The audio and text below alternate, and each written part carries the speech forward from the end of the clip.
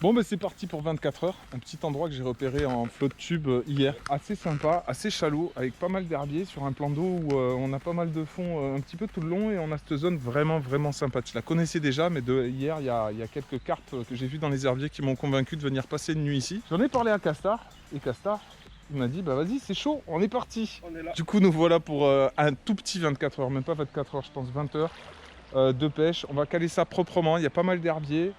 Des zones de haut fond assez sympathiques à pêcher et voilà, on est toujours sur des rivières un petit peu sauvages donc on va voir s'il y a du joli poisson à faire. Let's go. Bon les gars, J'en veux pas. Castar se dévoue, il a jamais croqué dans une Tiger Nuts, ça a le goût d'une noisette super sucrée donc c'est vraiment très bon. Tu manges que le truc au milieu là? Non bah sinon moi j'en ai bouffé des comme ça. Ouais, c'est pas mauvais. Ça a un goût de noisette sucrée ou pas? Ouais.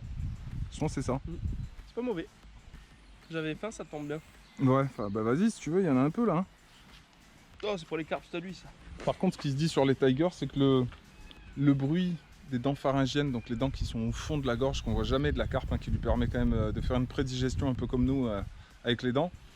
Quand elle croque la tiger, ça fait un petit bruit de crissement en fait. C'est ce qu'on dit, hein, qui fait un bruit au fond de l'eau. Et quand les autres carpes entendent ça, et ben, du coup, ça les appelle et elles viennent bouffer quoi. Donc en fait, il y a un effet sonore. Il y a aussi que, étant assez difficile à digérer, la tiger, elle se digère en plusieurs fois. C'est-à-dire que la carpe qui est sur l'amorçage va manger la tiger. Et ensuite, par le biais des excréments, elle va relâcher des copeaux de tiger au même endroit où vous amorcez. Ce qui fait que d'autres carpes vont venir manger ces copeaux de tiger et vice versa. Et ça va continuer pendant je ne sais pas combien de cycles. Ça, vous pourrez le remarquer quand vous mettez une carpe au sac, une belle carpe. Et vous remarquerez que si elle a mangé beaucoup de tiger, vous allez avoir énormément de copeaux de tiger nuts au fond du sac qui sont encore comestibles en fait. Pas par vous bien sûr, faut éviter. mais du coup voilà, on a un amorçage constant avec la tiger et puis on a aussi ce côté du bruit des dents pharyngiennes qui croquent la tiger, qui appellent les autres carpes. Donc c'est vraiment un appât par excellence. Bon du coup on n'a même pas eu besoin de faire pile ou face avec Castar.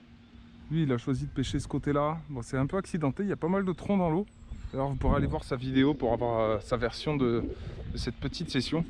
Franchement ça serait plaisant de poser juste là, le problème c'est la discrétion. Si on pêchait sur la berge d'en face, franchement je mettrais bien un montage ici. Mais là du coup on est vraiment proche, avec les allers-retours en bateau ce sera pas possible. Par contre ici là, pareil on a une autre sortie de rivière qui coule très frais, avec un haut fond et une zone d'herbier bien marquée. Je l'ai vu hier justement en venant en flotte tube et je me suis dit putain ça serait pas mal et j'avais repéré quelques carpes. Donc la première canne, je pense, je vais essayer vraiment de me focaliser sur cette zone. Pour les montages, toujours le même principe classique de la tresse, un montage cheveux, tout ce qui est de plus classique avec un petit peu de liège là sur l'avant-dernière tiger pour faire un montage un petit peu équilibré vu que les fonds sont un petit peu sales, je dirais ici. On essaye quand même de faire en sorte que ça présente au mieux. Là déjà on est sur la pointe, donc franchement je vais déjà essayer de sonder un peu ici. Voir ce que ça dit. Bon bah après avoir sondé un petit peu au plomb, on se rend compte qu'on a vraiment cette partie de haut fond ici. Et après on a quand même cette pente assez prononcée qui tombe rapidement sur des fonds de 3,50 m, 4 mètres. Et ça c'est valable pas seulement de ce côté là, mais c'est valable aussi ici. Donc j'ai hésité à mettre une canne vraiment ici si je trouvais un plateau un peu plus proche. Après on pourrait coller au niveau des herbiers, le problème c'est que le fond est pas propre. Moi je vais être sûr de pêcher pour cette nuit, donc je vais quand même prendre le risque de pêcher, de m'écarter un petit peu des herbiers pour pêcher la zone propre et éventuellement toucher peut-être une zone de passage parce qu'on est dans l'alignement de la berge pour continuer sur la berge d'en face sans prendre compte justement de ce renfoncement qu'on a ici. Et je vais prendre le risque de pêcher comme ça, dans la pente, mais je suis quand même optimiste.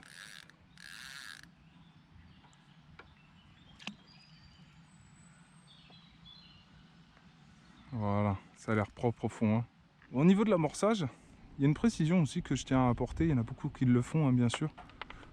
Et vu que je pêche là-bas et que mon fil vient en direction du montage ici, je ne vais pas amorcer. Je vais pas amorcer dans cette direction. Je vais tout amorcer vraiment au-dessus du montage pour faire en sorte que les poissons ne s'alimentent pas sur le fil en fait. Je pense que c'est hyper important. Donc du coup, ça va nous faire en sorte qu'on ait l'èche qui soit posée en périphérie de l'amorçage. Donc voilà, c'est pour ça là j'ai mon fil tendu. Je sais que mon montage il est exactement là où le fil tombe dans l'eau. Parce que là je suis à la perpendiculaire du fond. Et donc ensuite je vais faire mon petit amorçage donc plus loin que cette zone là. Pour les faire fouiller vraiment un petit peu plus haut. Pour cette première soirée, on a posé 2 cannes. Le poste il est quand même assez short. Ma canne de droite, elle passe au-dessus de tous les herbiers. Elle pêche l'autre herbier là-bas, un peu à gauche des 2 troncs qui sortent. Et ma canne de gauche, elle est juste après l'herbier que vous voyez juste là, devant. On espère que ça va donner, hein. On n'est pas là longtemps. On va se donner toutes les chances ce soir, en espérant faire du fish. On peut apercevoir Julien Signoret comme père a posé sa 2e canne. Il va la poser un peu au large. Bon, du coup, déposage de la 2e canne. Donc la première, je viens de la poser juste à la pointe ici, comme vous venez de le voir. D'ailleurs, petite chasse à la pointe là-bas. Et la 2e, j'avais dans l'idée de base, en fait, d'essayer de la poser dans ce secteur-là, parce qu'hier, quand je suis venu séparer, ça sautait. Par contre, je ne m'attendais pas à avoir autant de fond. Là, on est sur un fond très vaseux. Ça colle vraiment au plomb, hein. Quand je tape un petit peu moins ici, d'ailleurs, que là-bas. Et il y a limite un peu moins de fond. Tiens, ça peut être intéressant, ça. Là, sur cette canne, je vais mettre un repère que j'ai mis là avec un caillou. Et je vais essayer de faire un amorçage un peu plus conséquent pour peut-être essayer de stopper du poisson. Bon, bah du coup, j'avais un fond très vaseux, très mou jusqu'à à peu près là-bas. Et puis à partir d'ici, on a un fond légèrement plus dur. Et je pensais trouver le lit de la rivière et finalement, pas du tout. C'est vraiment linéaire, on a 4 mètres d'eau un petit peu sur toute la largeur. C'est pas mal parce que sur cette zone, on a quand même moins de fond que si on remonte en amont ou si on descend en aval où on va trouver quand même beaucoup plus de profondeur. Mais du coup, je n'ai pas de zone spécifique que je vais trouver, je vais simplement mettre mon repère par ici. Et puis je vais amorcer cette zone assez large et puis poser mon montage en espérant qu'il y ait du poisson qui passe en pleine eau. Comme ça, c'est pas vraiment mon habitude, je suis vraiment un pêcheur de bordure en règle générale. Mais là, sur ce coup-là, on va essayer une pêche un petit peu comme ça en plein large.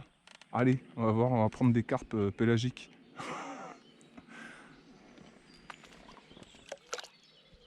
Eh merde. Putain, mais c'est pas vrai, hein. Ah si.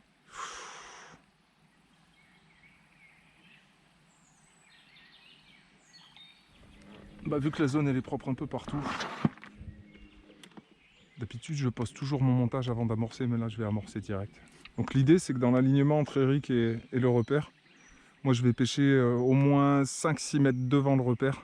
J'aime pas pêcher vraiment proche du repère, parce que mine de rien il y a la corde, il y a pas mal de choses, donc pour la discrétion c'est pas top.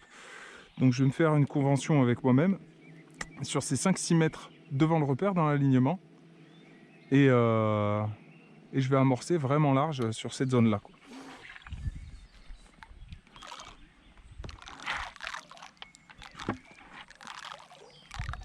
Bon voilà, l'amorçage un petit peu large, il est fait. Hop, je vais caler gentiment ma petite canne.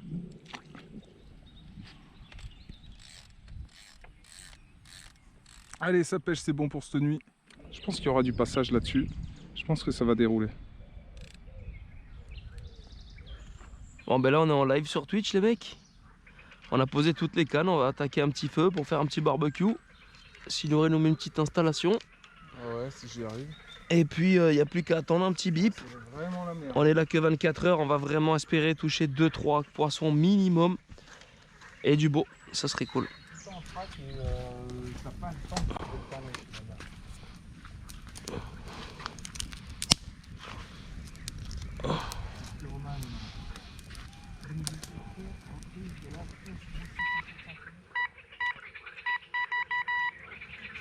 Bon ben voilà le premier fiche sur la canne que j'avais calé contre l'herbier, la première canne qu'on a calée ensemble, plus ou moins ensemble. Et bon, un petit poisson, mais bon, qui est de bon augure je pense pour que le reste de la nuit. Donc c'est cool, déjà on n'est pas capot. Allez, vamos, elle est pleine de vie, on va la remettre. Ok ma chérie.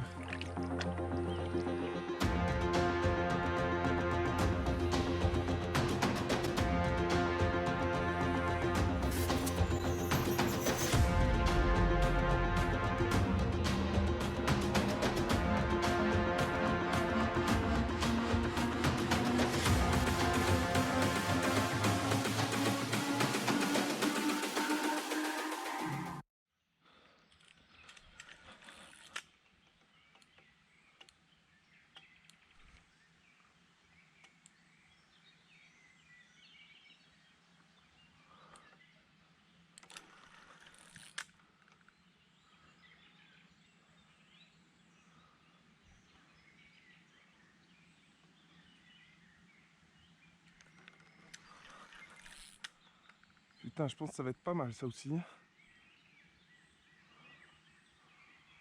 Waouh.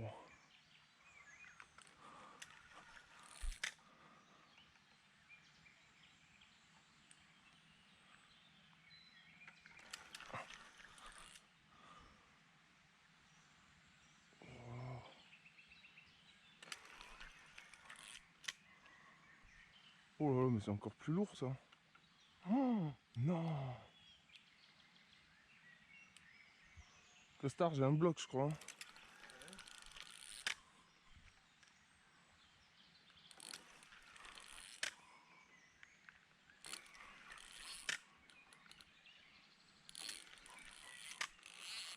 Ouais.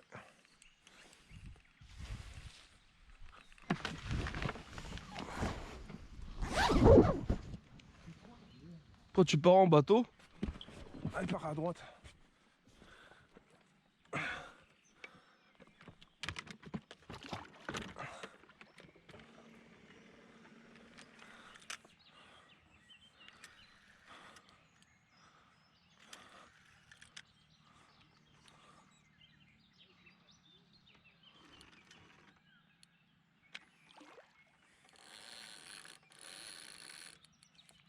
Chier, je suis sur les cannes à castar là.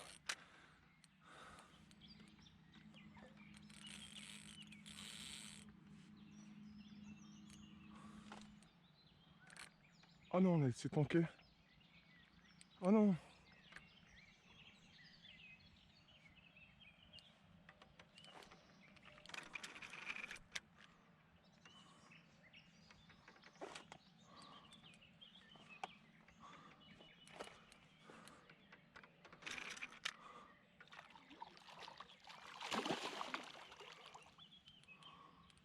Ah, je suis désolé pour tes cannes, hein, mais elle est partie là.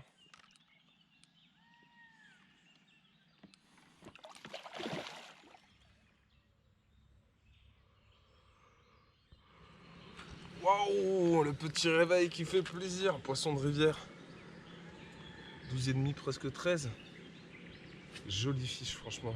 Réveillé comme un dingue sur la deuxième canne que j'avais calée, du coup, celle qui est au large là-bas, sur le repère. Amorcé copieusement sur un plateau à 4 mètres. Ça a donné ce poisson-là, franchement. Combat de dingue. Et elle est réussi à se tanker. Elle est partie quasiment sur les cannes à castar là-bas. Il a fallu que je parte en bateau. Franchement, bien content de faire des poissons comme ça, enfin, en rivière. On est sur un secteur où il y a des plus jolis poissons que les secteurs précédents où on pêchait apparemment, parce que la moyenne est belle. Et je vous dis pas tout parce que là, je sais pas si vous voyez, on a une corde accrochée au tronc là. On a délicatement placé un sac de conservation avec un très très beau poisson qu'on a fait cette nuit. Et on va vous présenter ça tout à l'heure. En attendant, ça c'était un petit peu l'amuse-gueule, mais déjà c'est vraiment un très très joli poisson, une belle commune de rivière. Allez, super! Ma chérie, mais qu'est-ce que t'es belle! Putain, elle m'a fait un combat. Au début, elle tirait plus que l'autre. Donc j'ai dit là, là, il y a gros poisson. En fait, c'est juste parce qu'elle était vraiment vénère, quoi. Vraiment vénère.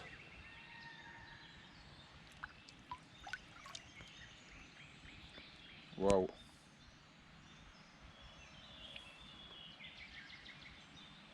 Oh là là! bien joué. Yes! Cimer, putain, trop content. Petit lever de soleil sur une belle journée qui s'annonce en plus. Franchement, si ça déroule pareil la journée que ce que ça a déroulé la nuit là sur le repère que j'ai mis là-bas, et que la moyenne reste la même, ça peut promettre une super bonne journée, ça. Bon, bah c'est reparti pour aller caler cette canne sur le repère là-bas, du coup. Le fameux plateau à 4 mètres.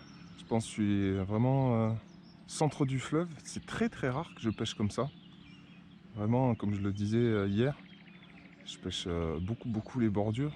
Comme on dit, hein, en général, sur les lacs, sur les rivières, 80% de l'activité, elle est en bordure. Bah, j'ai pris ce petit risque là hier et franchement, je regrette pas.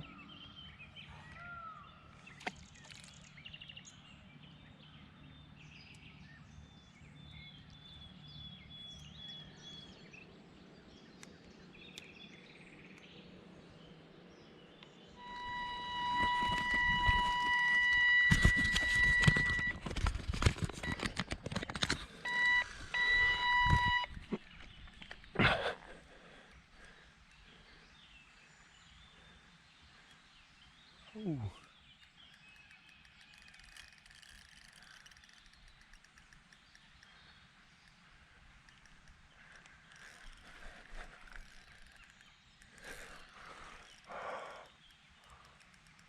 Il y a des troncs partout.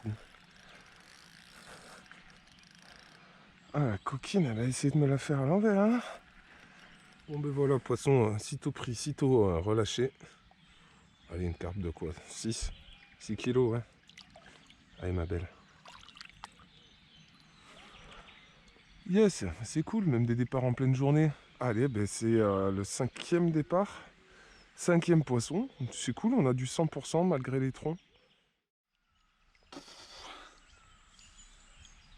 Voilà le fiche de fou de la nuit, quoi. Là, il y a du fiche. Hier, je disais à Castar, ce spot, je le sens bien, ça va dérouler et il va y avoir du gros fiche. Au final, 5 départs et puis ce poisson estimé à 16 kilos plus, quoi, facile. Mais voilà, on suffira de cette estimation approximative de 16 kilos. Mais quoi qu'il en soit, ce qui est sûr, c'est que c'est un putain de minimum. Des poissons comme, franchement, c'est assez rare d'en prendre dans ces eaux, hein, clairement. Hein. Il faut comprendre l'exception de ce genre de fiche serait dans un grand lac comme le lac du Salagou ou autre. Ça serait toujours un plaisir de prendre un poisson de cette taille. Mais ici, là, en pleine rivière, la joie est d'autant plus immense, quoi. C'est vraiment le top du top du top du top. Hop, hop, hop. Yes! Putain! Toi, tu vas monter une nouvelle chaîne YouTube. Chaîne de cuisine, je te sens bien. C'est fou. La cuisine freestyle de Castar, ça s'appellera. Tu veux faire que des trucs de ouf. Et t'inviteras tous tes viewers les uns après les autres avec à venir goûter tes trucs. Genre des trucs vraiment dégueulasses, tu vois, en fait. Never. Franchement, je suis sûr que ça pourrait le faire, ça rentre pendant après. Putain. Waouh.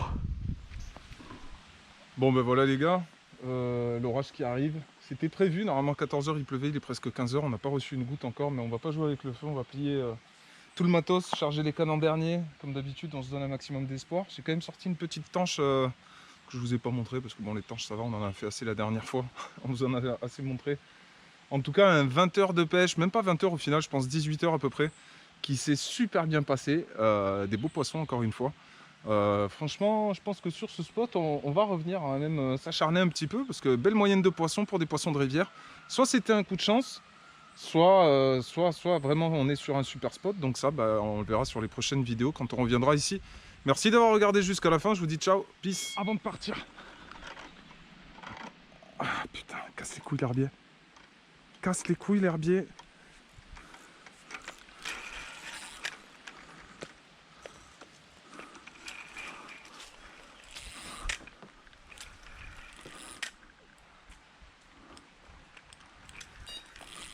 Oh.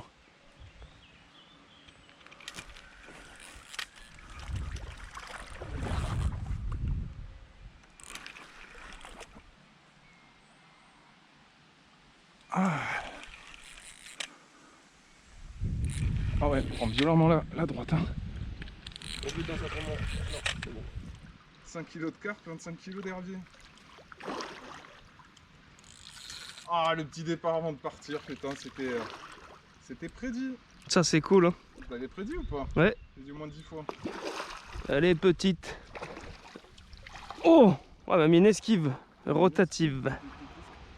Bon ben voilà le dernier poisson de la journée. Franchement, je fais ma conclusion. Et puis juste derrière, comme je l'avais prédit, j'avais dit tu vas voir Castar, on va prendre un départ.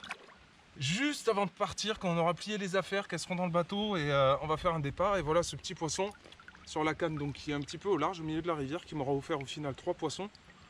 Bon, celui-là bien plus petit que ceux qui ont pris sur cette même canne, mais au final un fiche quand même juste avant de partir, ça fait plaisir. Merci ma belle.